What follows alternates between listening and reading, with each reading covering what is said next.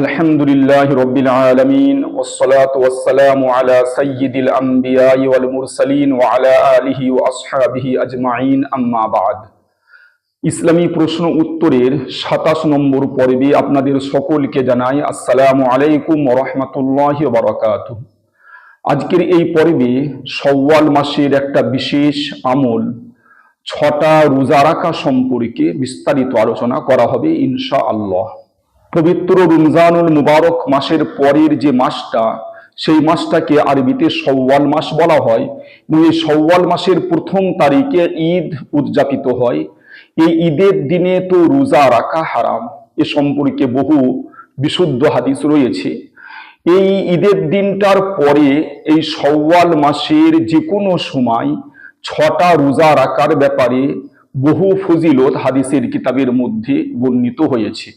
মুসলিম শরীফের মধ্যে হযরত আবু আইয়ুব আনসারী রাদিয়াল্লাহু তাআলা আনহু থেকে হাদিস বর্ণিত হয়েছে, আন্নাহু হাদাসাহু আন্না রাসূলুল্লাহি সাল্লাল্লাহু আলাইহি ওয়াসাল্লাম ক্বাল মান সামা রমাদানা সুম্মা আতবাআহু সিত্তাম মিন শাওয়াল কানা কাসিয়ামিদ দাহর। অর্থাৎ রাসূলুল্লাহ সাল্লাল্লাহু আলাইহি ওয়াসাল্লাম ইরশাদ করেছেন, যে ব্যক্তি রমজান মাসে রোজা রাখলো তারপর শাওয়াল মাসে ৬টা রোজা রাখলো, এর সওয়াব এমন যেন সে সারা বছর রোজা রাখলো।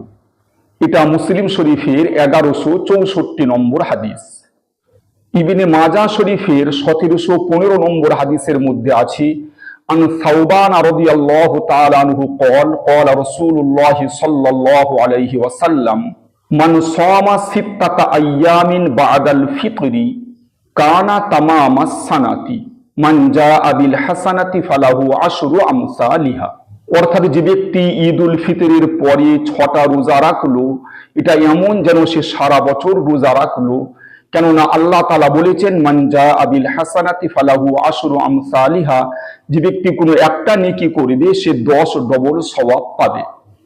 ইবনে মাজাহ শরীফের মধ্যে ১৭১৬ নম্বর হাদিসের মধ্যে আছে, আন সাওবান রাদিয়াল্লাহু তাআলা আনহু ক্বাল ক্বালা রাসূলুল্লাহ সাল্লাল্লাহু আলাইহি ওয়াসাল্লাম মান সামা রমাদানা সুম্মা আতবাআহু বিসিত্তিন মিন শাওয়াল কানা কাসিয়ামিদ দাহর।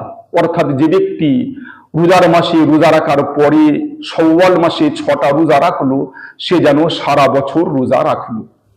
এই সমস্ত হাদিসের দ্বারা আমরা বুঝতে পারলাম যে রমজান মাসের পরিপূর্ণ ১ মাস রোজা রাখার পর যদি কোনো ব্যক্তি শাওয়াল মাসে ৬টা রোজা রাখে, তো সে সারা বছর রোজা রাখার সওয়াব পাবে।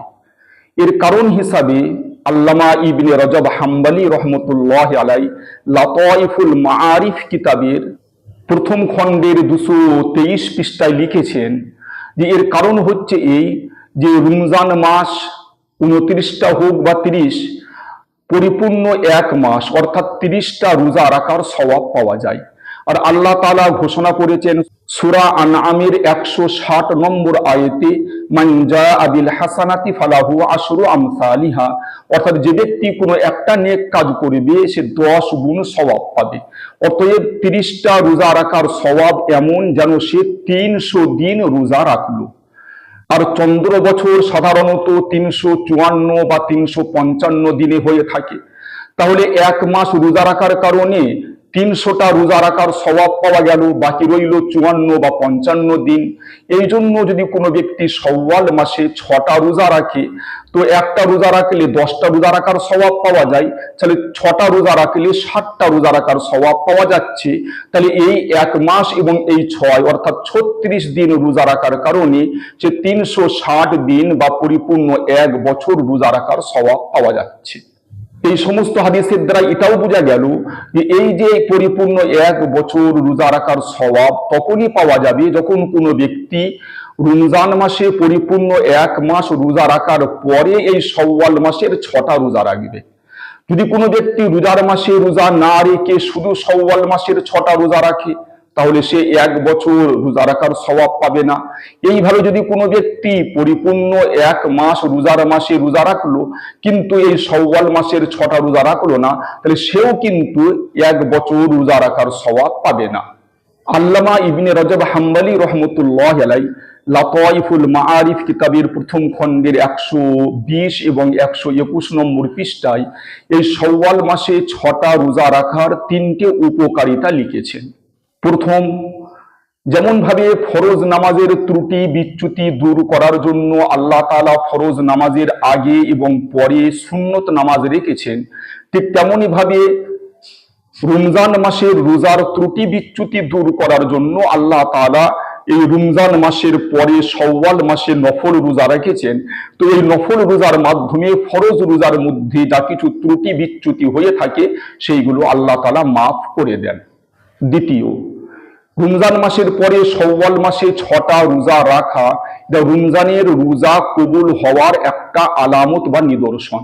যেহেতু আল্লাহ তাআলা যখন কোনো ব্যক্তির কোনো নেক আমল কবুল করেন, তখন আল্লাহ তাআলা সেই ব্যক্তিকে ওই ধরনের আরো নেক আমল করার তৌফিক দান করেন।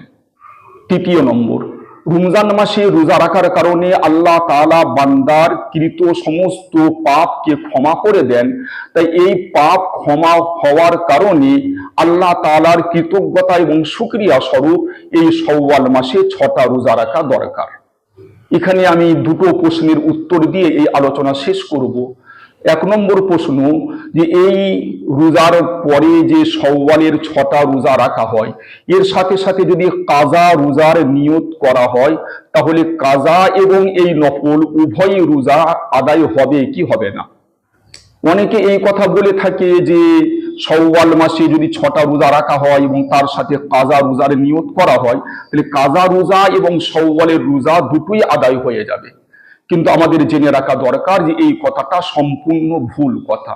ফতোয়ার কিতাবের মধ্যে স্পষ্ট ভাষায় লেখা হয়েছে, যদি কোনো ব্যক্তি শাওয়ালের রোজার সাথে কাজা রোজার নিয়ত করে, তাহলে কাজা রোজাই আদায় হবে, শাওয়ালের নফল রোজা আদায় হবে না। দ্বিতীয় প্রশ্ন, যে কাজা রোজা আগে আদায় করা হবে নাকি এই শাওয়ালের 6টা নফল রোজা আগে আদায় করা হবে?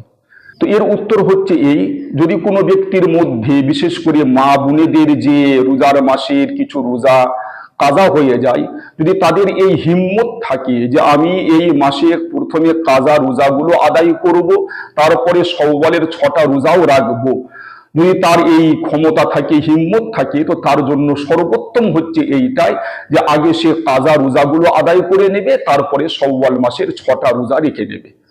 আর যদি এতগুলো রোজা রাখার হিম্মত না থাকে, তাহলে যেহেতু কাজা রোজা শাওয়াল মাসের পরেও আদায় করা যেতে পারে, তাই সেই ব্যক্তি, পুরুষ হোক বা মহিলা, সে শাওয়াল মাসের যে 6টা নফল রোজা আছে, সেই নফল রোজাগুলো 6টা শাওয়াল মাসে রেখে নেবে এবং তারপরে যখন তার সম্ভব হবে সে কাজা রোজাগুলোও তুলে দেবে। এতেও কোনো অসুবিধা কিছু নেই।